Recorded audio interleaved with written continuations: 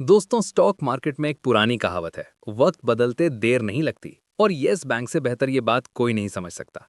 एक टाइम था जब लोग इस बैंक का नाम सुनते ही अपने शेयर्स बेचने भागते थे, और आज आज लोग इसका Q4 रिजल्ट देखकर कैलकुलेटर लेकर बैठ गए हैं। क्या यस बैंक सच में वापस आ गया है?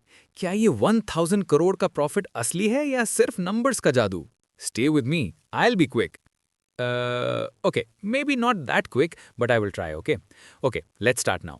स्टे ट्यून्ड, क्योंकि डेटा बोरिंग हो सकता है पर पैसा बनाना। 2020 में यस बैंक की हालत ऐसी थी जैसे बिना सेव किए हुए माया प्रोजेक्ट का क्रैश होना, सब खत्म। But today the data tells a different story. क्या ये बैंक कमबैक किड है या बस एक dead cat bounce? Let's analyse. पहले बैक स्टोरी। 2018-20 में Yes Bank was the villain of the Dalal street. Management issues, bad loans और लोग कह रहे थे येस को नो बोलो। इनका ग्रॉस एनपीए आसमान छू रहा था। तभी आरबीआई में भी इनका रिकंस्ट्रक्शन प्लान बनाया। एसबीआई और बाकी बैंक्स ने आके क्लीन अप किया। आज 2026 में हम उस मेहनत का फाइनल रिजल्ट देख रहे हैं।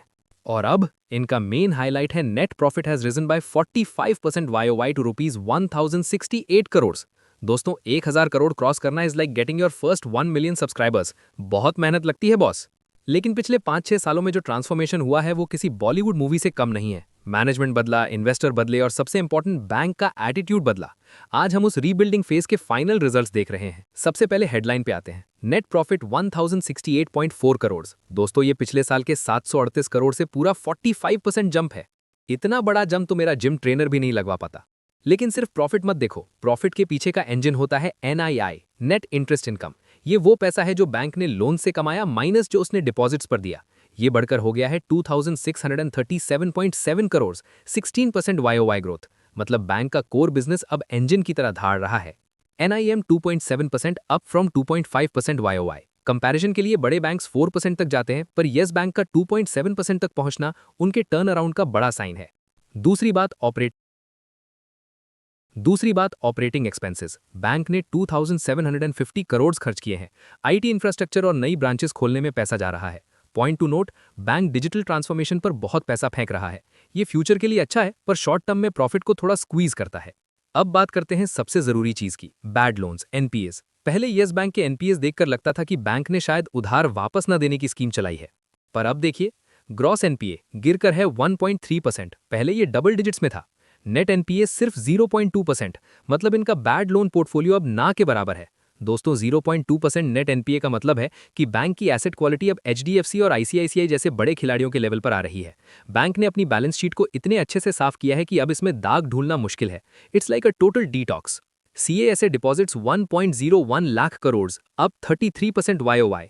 बैंक के लिए सीएएसए सस्ता पैसा होता है। जितना ज्यादा सेविंग्स और करंट अकाउंट में पैसा आएगा, बैंक का मार्जिन उतना ही बढ़ेगा। People are actually saying yes to keeping their money here. पहले येस बैंक सिर्फ बड़े बड़े कॉर्पोरेट्स को मोटा लोन देता था और फंस जाता था। अब स्ट्रैटेजी चेंज हो गई है। रिटेल एसेट डिसबर्समेंट्स 41% बढ़े हैं। मतलब अब बैंक फोकस कर रहा है होम लोन्स, कार लोन्स और एमएसएमई पर। छोटे लोन्स मतलब कम रिस्क। इनका रिटर्न ऑन एसेट्स भी बढ़कर 0.9% हो गया है। टारगेट इनका 1% क्रॉस करने का है, और वो दिन दूर नहीं लग रहा। दोस्तों, अब बात करते हैं उस खबर की जिसने पूरे बैंकिंग सेक्टर में हलचल मचा दी है, द सबमिक फैक्टर। मैनेजमेंट ने ऑफिशियली कंफर्म किया है कि FY26 बैंक के लिए एक स्ट्रेटेजिक माइलस्टोन साल रहा है, क्योंकि जापान का बैंकिंग जायंट सबमिक SMBC अब येस बैंक का लार्जेस्ट शेयर होल्डर बन चुका है विद अ 22.4% स्टेक। ये सिर्फ एक इन्वेस्टमेंट नहीं है दोस्तों, ये एक ग्लोबल एंडोर्समेंट है कि येस बैंक अब सेफ जोन में है। नए एमडी एंड सीईओ विना टॉन्से ने अर्निंग्स कॉल में साफ कहा है, विद SMBC बैकिंग अस, हमारे पास बैलेंस शीट एक्सपैंड करने का एम्पल हेडरूम है। मतलब अब बैंक डिफेंसिव मोड से निकलकर अग्रेसिव ग्रोथ मोड में आ गया है। बैंक ने इस क्वार्टर में 1.0% ROA टच किया है। दोस्तों, बैंकिंग में 1% ROA एक गोल्डन माइलस्टोन होता है। सीईओ ने गाइडेंस दी है कि आने वाले 3 सालों में वो इसे कंसिस्टेंटली प्रॉफिटेबल फ्रेंचाइज बनाएंगे। एक बहुत जरूरी अनाउंसमेंट, बैंक ने 341 करोड़ की एक एक्स्ट्रा प्रोविजन की है। पर रुकिए, घबराने की बात नहीं है। बैंक ने क्लैरिफाई किया है कि ये कोई बैड लोन की वजह से नहीं, बल्कि कंजर्वेटिव प्रोविजनिंग है। मतलब बैंक अपने आप को फ्यूचर के लिए और भी ज्यादा मजबूत कर रहा है। ये मैनेजमेंट की हाई क्वालिटी अप्रोच दिखाता है। FY26 में बैंक ने 82 नई ब्रांचेस खोली हैं। इनका फोकस अब रिटेल ग्रैन्युलैरिटी पर है, मतलब छोटे छोटे डिपॉजिट्स और रिटेल लोन्स, ताकि बैंक की नींव मजबूत रहे। विनय टॉन्से ने बताया कि SMBC के साथ उनका कोलैबोरेशन कॉर्पोरेट और क्रॉस बॉर्डर बैंकिंग में हेल्प करेगा। मतलब जापानीज कंपनीज जो इंडिया में इन्वेस्ट कर रही हैं, उनका फेवरेट बैंक अब येस बैंक बन सकता है। दोस्तों ये देखिए 2020 का वो अंधेरा वक्त और आज का ये डेटा।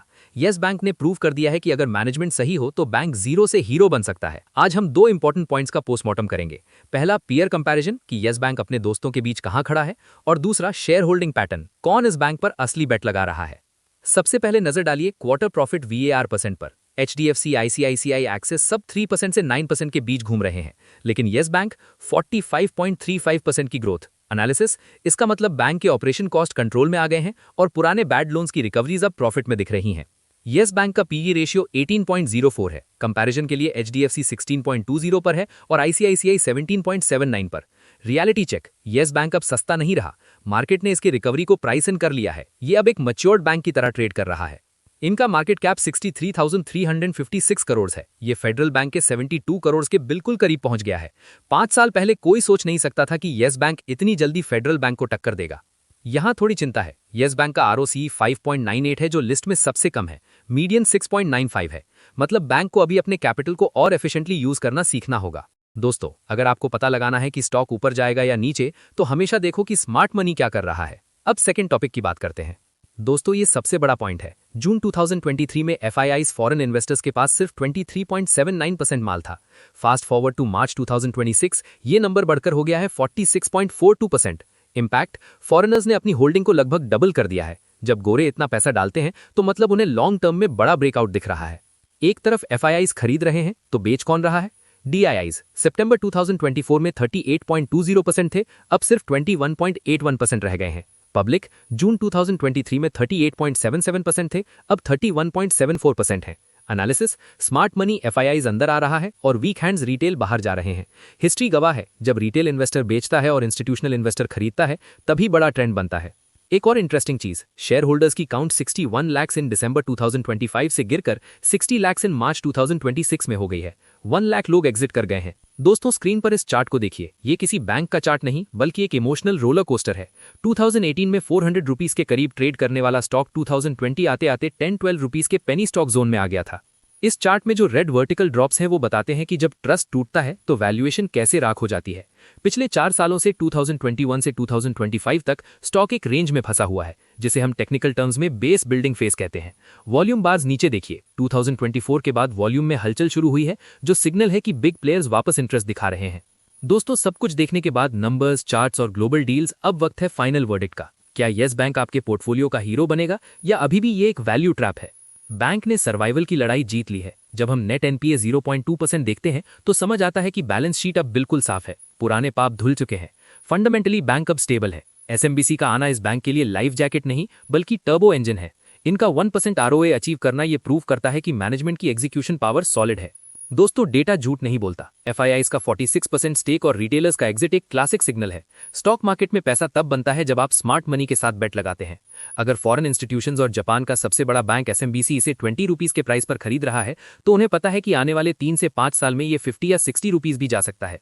रिटेलर्स थक चुके हैं और यही बिग प्लेयर्स के लिए एक्यूमुलेशन का सही वक्त होता है। चार्ट पर नजर डालिए। स्टॉक ने एक बहुत बड़ा मल्टी ईयर बेस बनाया है। रेजिस्टेंस 23 से 25 रुपीस एक मजबूत दीवार है। सपोर्ट 17 से 18 रुपीस एक सॉलिड फ्लोर है। जब तक स्टॉक 25 रुपीस के ऊपर एक मंथली क्लोजिंग नहीं देता, ये थोड़ा साइडवेज रहेगा, लेकिन एक बार 25 रुपीस का लेवल ब्रेक हुआ तो टारगेट 132 रुपीस और टारगेट 245 रुपीस दूर नहीं है। तो दोस्तों, यस बैंक अब वो बीमार बैंक नहीं रहा। ये अब एक modern tech driven private bank बनने की राह पर है। पैसा एक दिन में नहीं बनेगा, पर पेशेंस दिखाने वालों के लिए इस टर्न अराउंड में बहुत बड़ी वेल्थ क्रिएशन छुपी हो सकती है। इसीलिए हमेशा फ्रेम बाय फ्रेम एनालिसिस करो। क्या ये बैंक 50 रुपए जाएगा या फिर ये अभी भी एक रफ स्केच है?